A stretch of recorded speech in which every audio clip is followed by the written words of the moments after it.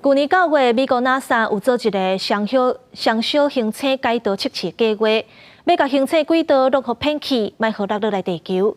不过，打算出现另外一个问题，科学家发现讲，这弄过去了后，三星的大石头咧飞的速度是真紧。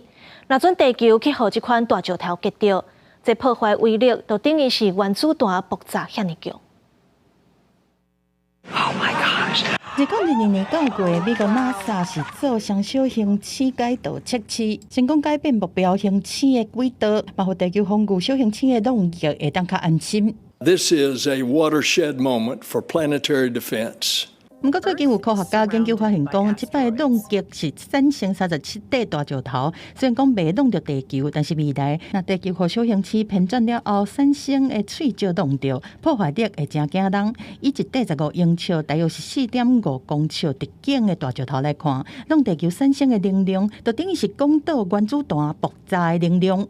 相关的资讯会变作后壁计划的内容分析之一。不过 NASA 有拿这个计划执行，另外一个重点，原本定2025年和人类登记月球的阿提米斯3号任务，有可能会有变数。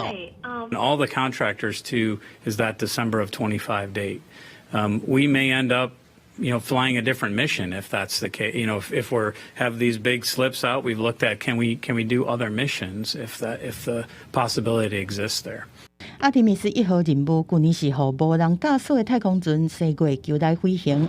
阿提米斯2号按算伫202411月在太空人西月球来飞行。另外阿提米斯3号会使用 SpaceX 新干火箭做原型的登陆系统，带人类登去月球。但是真正的试飞行动失败，目前进度较落后。We were at Starbase a couple weeks ago and really spent some time going through their major milestones to the Artemis 3 mission, which includes a prop transfer mission as well as the uncrewed demo.